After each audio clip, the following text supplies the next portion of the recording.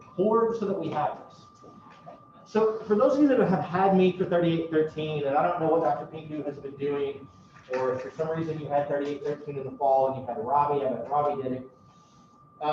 We do a little bit on kind of research methods and research design in principles of health and fitness, because everybody takes that class, and I feel like that we're going to get to a place in here where starting from absolute zero scratch is maybe not the best kind of a plan. So if you've had me, you may recognize, I don't know, half of the slides or something that are going to be here. I've totally just taken them from that class and we're bringing them back in to use them again, okay? So in order to understand what you guys are going to do for the semester, we need some level of background information on what is research, how do we do research. When we talk about doing a research study, what do we mean? What makes something research versus like pseudo research or bro science or whatever we want to call those kinds of things, all right? And then not all research is exactly the same, okay? There are different kinds of studies that we can do, some of which are, better is the wrong word. I don't want to call them better, but some of them allow us to draw more certain conclusions than others. Some kinds of studies allow us to say things about one thing is causing something else, whereas others are not quite able to do all of that, okay? As we go through these, I'll try to give some examples. We'll try to talk about things in your everyday life. The other piece of this that's going to be really, really, I think, pertinent is if you pay attention to anything going on in the world right now, you're probably aware that there are these clinical trials for the COVID vaccines that have thousands and thousands of people in them. Different vaccines have different levels of efficacy, and people are in some ways arguing over, well, what does this mean and what does that mean? And the Johnson & Johnson single shot one didn't seem to be as effective at preventing people from getting COVID as the Pfizer and Moderna vaccine, but it was just as effective as those vaccines of keeping people from being like hospitalized. You could get COVID more frequently if you get the Johnson & Johnson one, but it's not bad, like, right? Like it's, I mean, I know some of you have probably had it, and we don't want to make any kind of light of that, like flu-like symptoms and aches and that things are rough, but it's not like you get hospitalized about. So we'll talk about how do we decide what our endpoints are, how do we decide how many people we need to be in a study, why do they use these designs as opposed to something else. So we'll try to bring in some examples because many of you, okay, many of you are going to go into a profession where being able to think critically and evaluate data, be able to evaluate best practices, okay? If you want to be a physical therapist, an occupational therapist, a doctor, a physician's assistant, a nurse, a personal trainer, pretty much anything, okay? You're gonna want to know, is what it is that I'm doing every day as part of my job the best thing? Is this medicine the most effective medicine, right? And maybe you don't always just want to believe what the drug salesman tells you, right? Is this therapy the best way to do, to do things? It's new. Is it safe? Is it effective? And so understanding a little bit of this can help you be a much more informed consumer and put this into, I hope, into a way that you can take something away from class and use it in your everyday life. Okay? All right, so that's my sort of, here's why you should care, okay? Not just as, my wife tells me that I say these things and you all fall asleep. And then she's a history major and thinks that this stuff is, not very interesting. She says, you lecture, then people should change their major. It's kind of the nature of our relationship. So, okay, so we're going to talk about introduction to the scientific method and different types of research. Why is my thing not working? Maybe. Okay, so let's start with the kind of very, very big picture. What is science? What is scientific research? Okay, so research is, if you have to kind of codify it in some way, a systematic, controlled, empirical, and critical investigation of hypothetical propositions about the presumed relationships between and among phenomena that is both reductive and replicable. Now you're like, you really want to go to sleep now, okay? But it's this very simple idea that there's a system and a process to research. It is organized, it is structured, okay? It starts in a certain place with forming questions.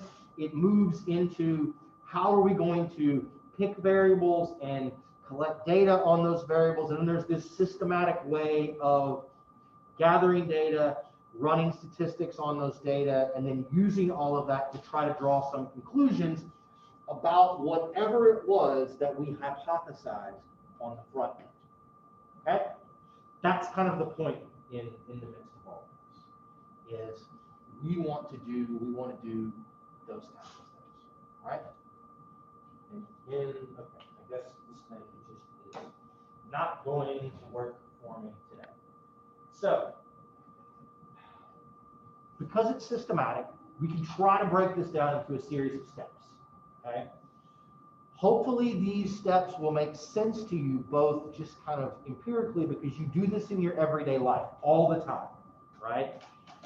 You drove here today or walked here today, you parked your car someplace, you took the route that you took because you tried that one day and it worked or it didn't work, or you liked it or you didn't like it, there was a parking spot that was open there, and so then you changed your mind. The next day you tried something different. Now that didn't work, back to the other one, okay?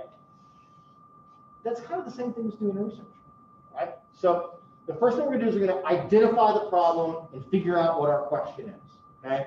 Where's the best place for me to park trying to come to campus? Or whatever your capstone question is, right? Which COVID vaccine is the most effective? Which training protocol is going to allow me to squat the most in 2 months from now? Whatever it might be. That's our question, okay? The first thing you guys will do, which we're going to finalize on Thursday, is what is your research question? What is the problem you're trying to find an answer to? Okay? Once we have done that, all research needs a hypothesis or hypotheses, right? You're going to make your best guess. That is in some ways what a hypothesis is. Your best guess on the relationship, okay? It could be cause and effect, or it could just be as one thing changes, something else changes, or influence, however you want to phrase it. What is your best guess on the relationship between your independent and your dependent variables, which will be two things. You may have multiple dependent variables or multiple independent variables, okay? If I told you guys that our research question is, can Dr. Black pick up this desk, okay? I could ask all of you to formulate a hypothesis. It's either I can or I can't, right? There's probably no middle ground, okay?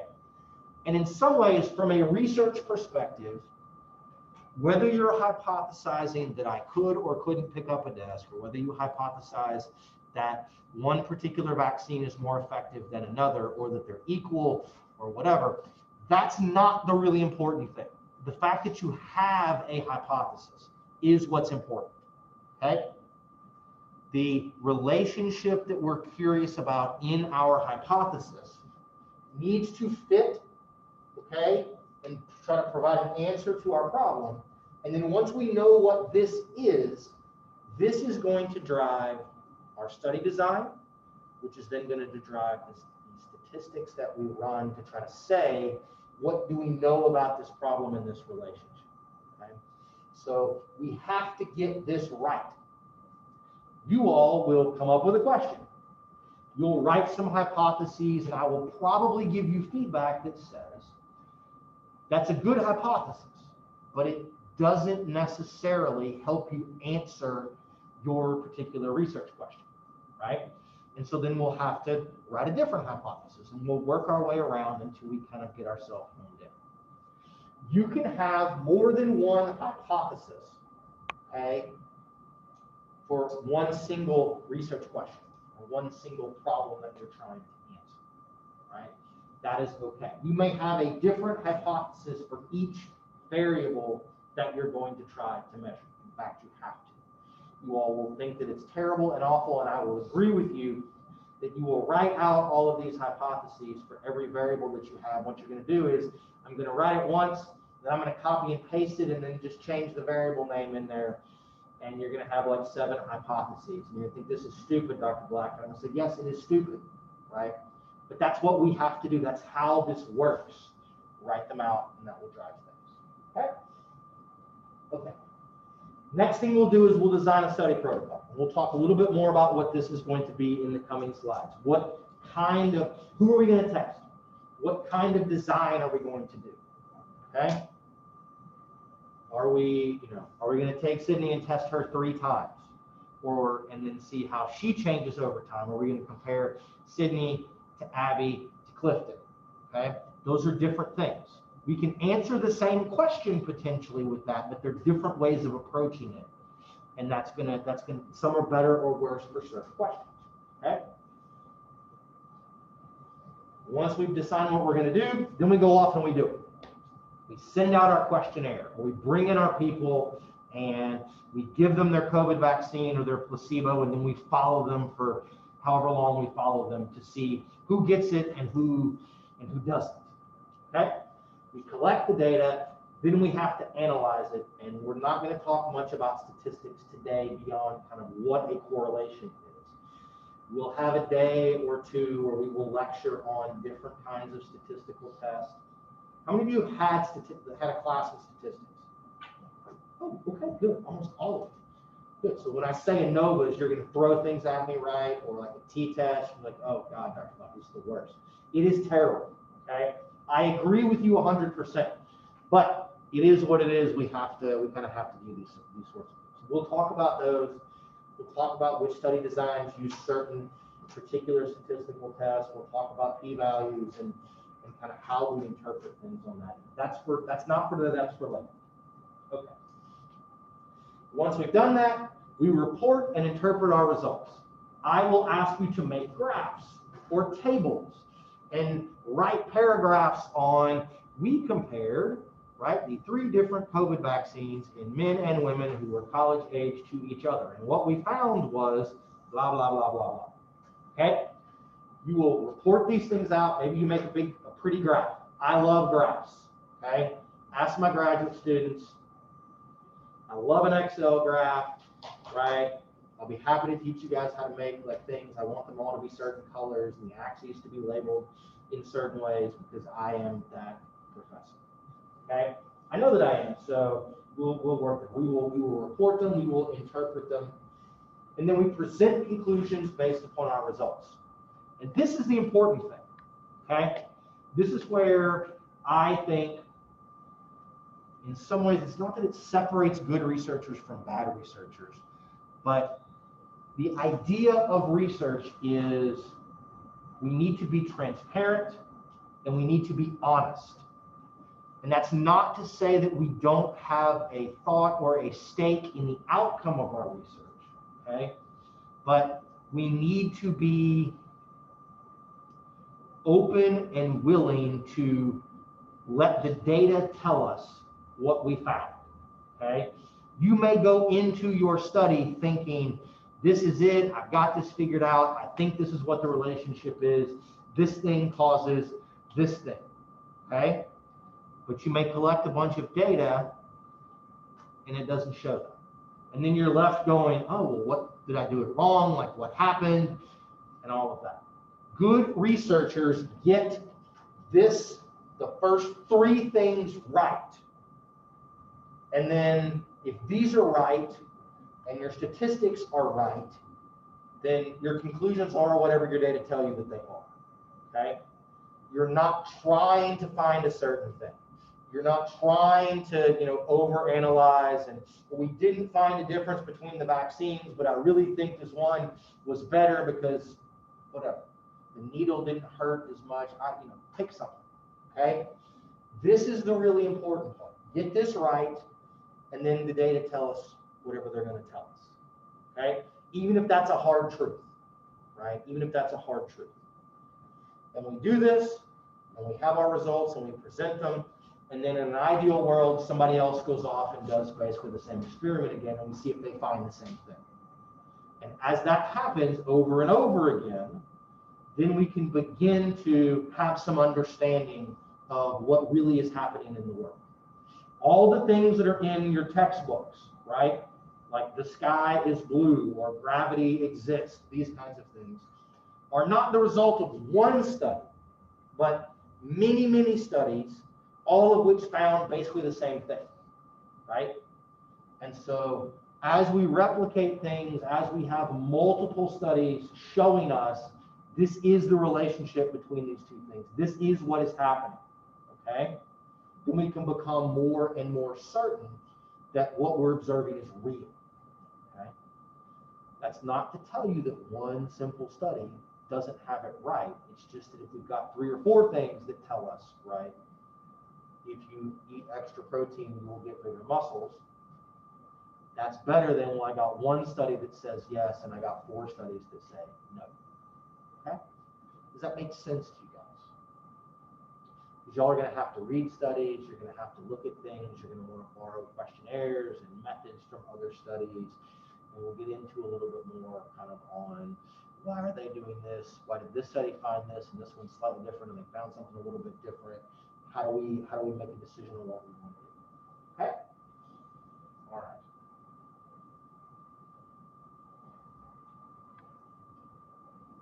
So, what is a scientific theory? Now we venture into an area where I can get myself in trouble. Okay? A scientific theory is basically a hypothesis that has been tested over and over again, like, gravity is a scientific theory. Okay? We have lots of evidence. We know that this thing is real. Okay? It's a very systematic view on these kinds of things. It's oftentimes been tested multiple times. Okay? You can imagine a world, though, right, where we have scientific theories. We have things that best explain our observable phenomena in this world, and they're wrong. Right? If I told you to go outside right now and look around, would you have any way of knowing that the world is not flat, that it's actually round? Would you have any way of knowing that we are actually going around the sun and the sun is not going around us? Of course not, right? Without telescopes and satellites and things like, we make observations. That's part of research. Those observations are limited by what kind of measures we can make, right? And as technology and things advance, we get better and better at making observations. And we do the best we can with what we have and try to explain what we can observe using what we have, right up until we get something better and we find something that's very different. And then oftentimes that causes all sorts of problems, right? And then we have to change our mind. So that's kind of the idea behind sort of scientific theories and these kinds of things. Okay? It relies very, very heavily on previous research, and it provides structure for research. Okay? All right. So this stuff is not really that kind of a thing. The really big thing that I want to put on you guys is we're looking to have kind of logical arguments. We want to be objective, okay? And we're going to emphasize measurement of certain things. You guys are going to be interested in with your questions in looking at stuff, and I'm always going to be asking you, how are we going to measure that? How are we going to measure that? Is that the best way to measure this, right? Are you sure that's the best questionnaire? Are you sure asking that question really gets the information that you want? Because what sucks, okay, and all of us have had this happen to us, all of us that have ever done research, okay? We think we have a question, we think we have an instrument to get us an answer, and then we do everything, we figure out on the back end that no, as it turns out, I didn't ask the right question. I didn't get the information that I wanted. I didn't measure what I wanted to measure as well as I could have. And so now I can't actually draw any conclusions or do anything. Okay? We have done studies in my lab where we did an entire study only to realize that we didn't do it right, right? That our design was wrong, or our measurement was off for a host of different reasons. We got to do it again, okay? It sucks, but that's the nature of this. You guys are going to try to collect data. You're not going to be great at it or great at all of it on the first go around, okay? That's okay. This is a learning experience. I don't expect you guys to be perfect. Don't expect yourself to be perfect. Okay. So I don't really want to talk about inductive and deductive reasoning. I leave this in here, but we kind of move away from this, okay? So inductive is really, we're going to observe something in a particular person or in a particular subset of people, and then try to generalize that out, right, to a broader set of people, right? Whereas deductive is, in many ways, the opposite of all of that, okay? Generalize things to more specific instances that would fit under the principles of generalization, okay? So we're going to focus more so with what we're doing over here. You may form your questions based upon this, but what we're really going to do is much more of this. You guys are going to make observations in your classmates or in whatever sample of people you're able to test, and then we're going to try to say things. What does that tell us about, you know, all OU students or all junior women who are in a sorority, or I don't know, senior men that bench press on Mondays, whatever it's going to be. We'll talk about generalization later on. That's kind of the idea behind some of this, okay? All right. Now we enter into the part where hopefully you guys have seen some of this, and what I'm going to say is not going to be like that wild about, okay? My hope is that as best we can, you guys will conduct reasonable experiments, okay? Within the constraints of what COVID will put on us and the equipment and time that you guys have available, we will do as good a job as we can of trying to do a good experiment, okay? To understand what makes an experiment good or better than a bad experiment, we need to appreciate what goes into experiment first, okay? All experiments have independent and dependent variables, right? So an independent variable is the thing that is manipulated, or the thing that is different in your study, okay? The dependent variable is the thing you're measuring. So if we were going to take everybody in class and we were going to have people from Oklahoma do a vertical jump, see who can touch the ceiling, and then compare that to the people from Texas and have them jump, right? The state you are from is the independent variable. It's what I'm manipulating or what I'm using to separate my groups out. And then whether or not you can jump and hit the ceiling or how high you could jump, that would be my dependent variable, okay? So you can form groups based upon the independent variable. I'm going to compare men and women from Oklahoma or from Texas, things like that. Or you can do a more strict manipulation. We're going to take Daniel and we're going to have him jump in his shoes. No, not going to jump. Socks. Socks. Okay, well, you can jump in your shoes, then we can take his shoes off and have him jump in his socks, right? And then that would be our independent variable would be, is he wearing shoes or is he wearing socks? Okay, does that make sense to you guys? Okay, good. I'm going to ask you in everything that you do, when you read a research paper next week and you have to do a critique of that research paper, you're going to have to identify the independent variable and the dependent variable. In your own project, you're going to have to identify the independent variable and the dependent variable. So it's really important that we kind of get this. Okay. So you guys have probably all heard this because you've had statistics, okay? But there is this idea of something called a correlation and then the idea of causation. And so a correlation means there's a relationship between two things, okay? Height and weight in a general population tend to be correlated. The taller you are, the more you win. Okay? That's a correlation. Certain kinds of experiments only allow us to look at a relationship. All we can say is there seems to be something going on that when one thing changes, something else changes in concert with it. There's a relationship. Okay? Other kinds of experiments, what we would call a true experiment, okay, allow us to get at something that's more like causation. If I change this thing, it causes something else in my dependent variable to change. Okay? I change your shoes and it changes your jump height. Okay?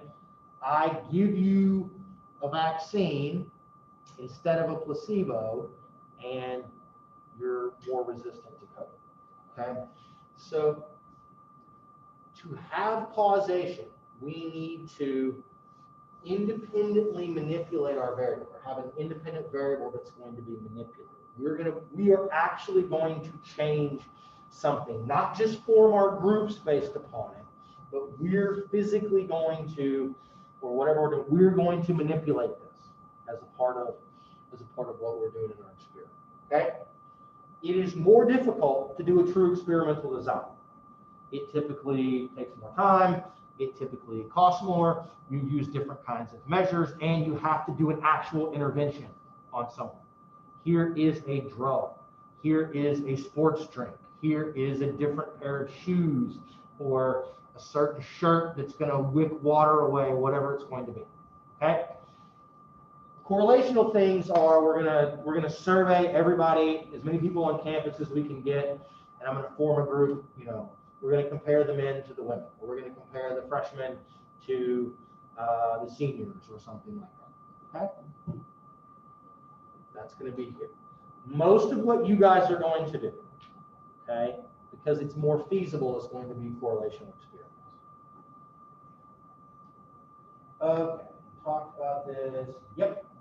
All right, so when we're doing this, other kind of separate things to look at, okay, more so with kind of true experiments, all right, is an idea of a cross-sectional study versus a longitudinal study, okay?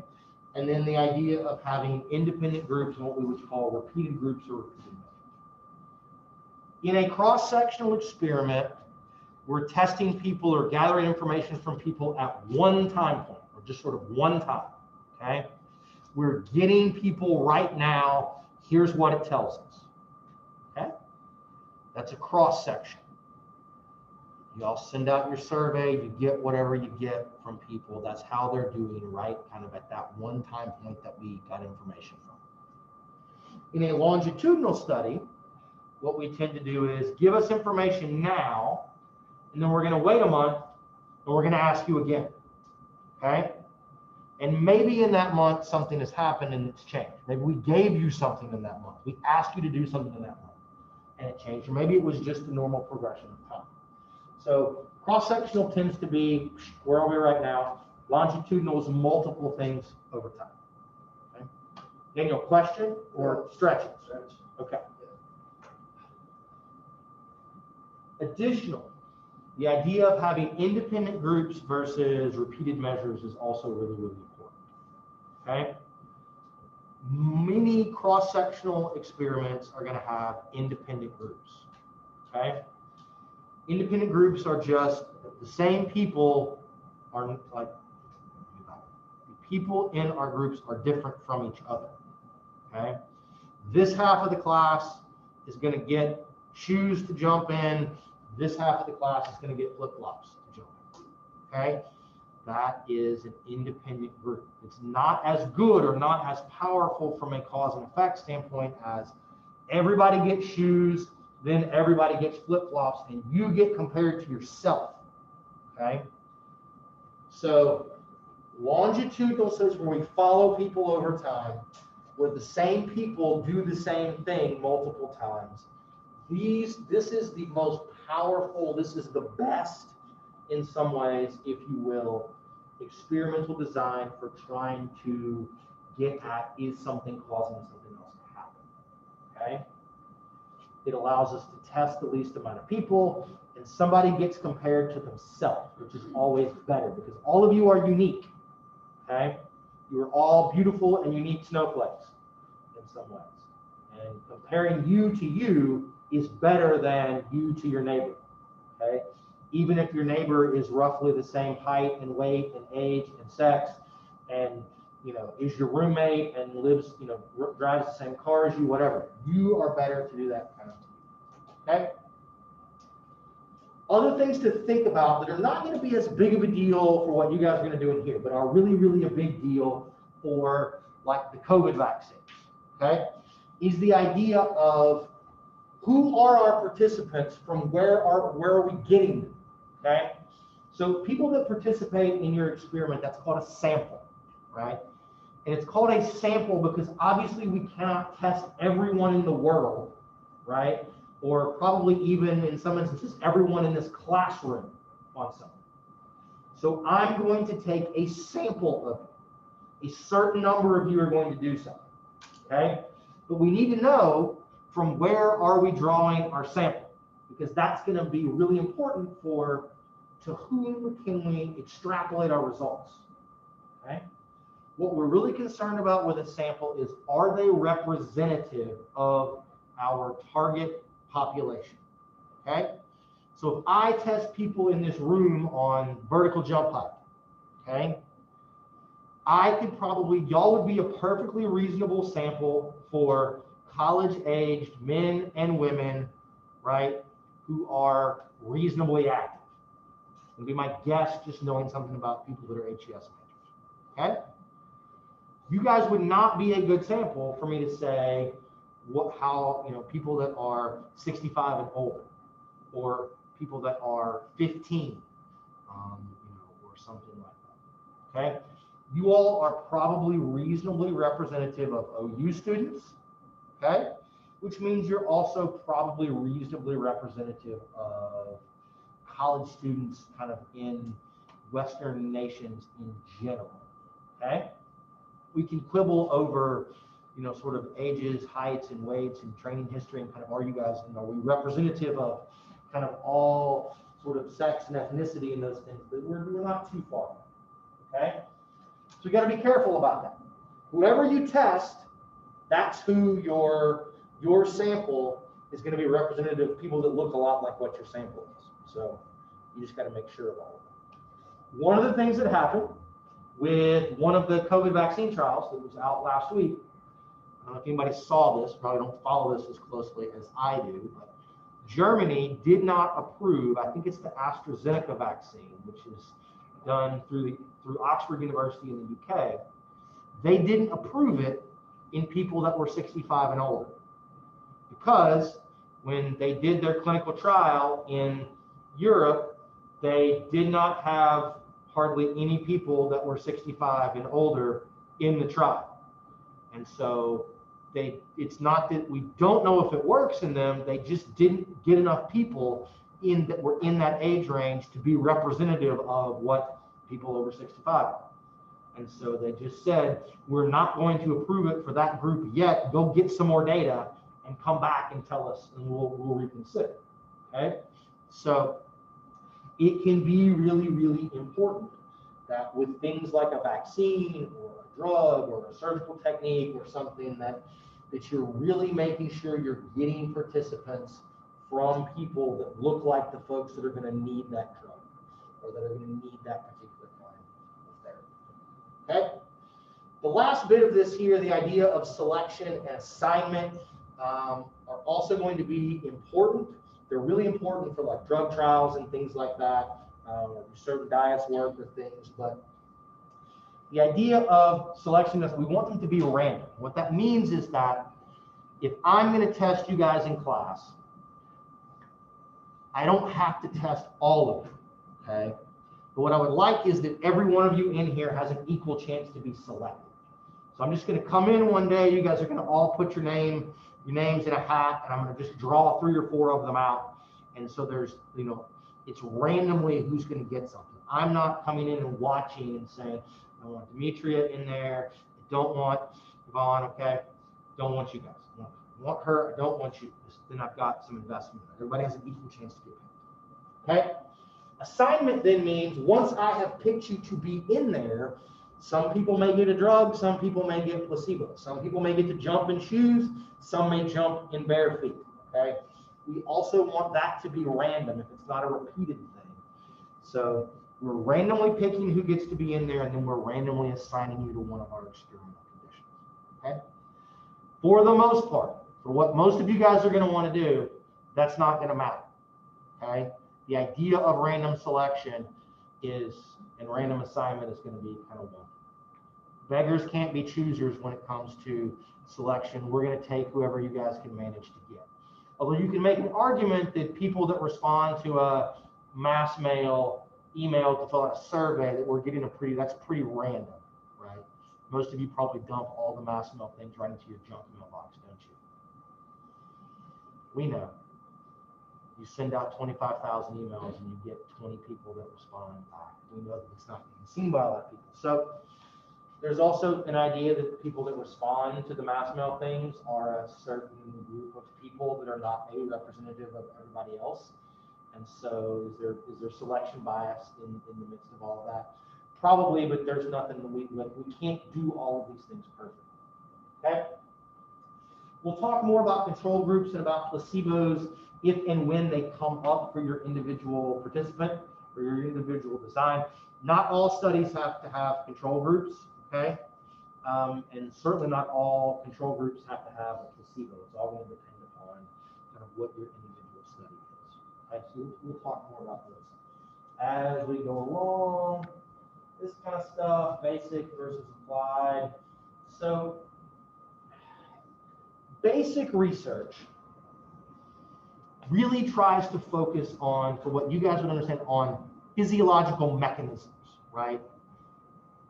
Basic research is this sodium-potassium channel needs to open so you can generate an action potential and therefore like kick your leg or something. So if I mess up the sodium-potassium channel, which there's not such thing as a sodium-potassium channel, is there? I gotta get my physiology right. Okay, it's focusing on this very, very kind of basic science, understand the underlying process type of thing. Whereas applied research is more of what you guys are going to think of, like all like sort of sport performance research is applied, right? I train people in this way and they're going to get better. I rehab people in this way and this works and that doesn't work. We don't really do qualitative research in Capstone. It's a perfectly valid way. Qualitative is you ask people about like their thoughts and feelings, okay? We're going to have a survey group. We're going to have a focus group, whatever it's going to be, and you're going to come in, and I want you to tell me your attitudes on, pick a subject, vaping, okay, or on, you know, the COVID restrictions, and what do you think about all of them, right? Qualitative, not really numbers. We're not asking you to say 1 to 10 how pissed off about the restrictions are. It's just, what are you thinking, right? Let's just talk about it. Give me some ideas. And is your experience going to match up to somebody else's experience? Okay? Whereas quantitative research is, give me a number. Much of what you guys are going to do for Capstone is pretty much all going to be quantitative. Okay? Descriptive, experimental, we kind of already talked about those things. Basic, applied, all don't need this, don't need this. And hit on this. This stuff is pretty self-explanatory. I like to have stuff in here so you guys have something to go back and sort of reference. So, I went a little longer. Shocker for me that I talked too long. So, for your capstone project, okay, I think we talked about this on the very first day of class, but what you guys are going to do for me, okay, what you're going to do for yourselves in class is going to be a document that has 5 individual chapters. You're going to have a chapter that's an introduction where you're going to tell us, what are you doing? You're going to identify in the introduction, what is your research question? Why should we care about your research question? So why is it important? What are your hypotheses? And you know, what are some of your limitations and things like that? You're then going to do a review of related literature where you're going to summarize other research studies that have been done on topics that are very similar to what you want to do, okay? So other people have done this, this, this, and we know this.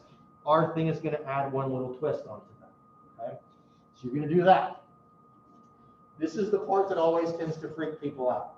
You're going to say, Dr. Black, how many studies do we have to have in our literature review? And I'm going to say at least 2 per group member in your so if you've got 4 group members, you've got to have at least 8 studies in your lit review. If you've got 5 group members, you've got to have at least 10. Most people, by the end of all of this, y'all may have somewhere between 15 and 20. It's just gonna vary. I don't want you to think we just got to get to, okay? But we'll work through each of these chapters. We'll have a discussion day and a lecture day on what goes into each chapter. You'll do a rough draft. You'll have time in class to work on them. We'll do all this together. I'll give you feedback. I just want to introduce much of this now. Chapter 3 is the methods. What are you doing? What are your experimental procedures? Okay. What measure are you making? What questionnaire are you using? What instructions are you giving to people? Who are the people in your study? Where are you getting your sample?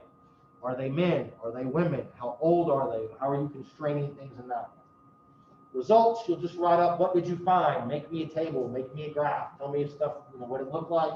And then discussion is this kind of really gray, fuzzy, nebulous idea of tell us what you think this means. Okay? Did we find something? Yes or no? What the heck do we think it means? Right? How does it relate to what other people did? How does it relate to our hypotheses? Okay. Cool. So what I'm going to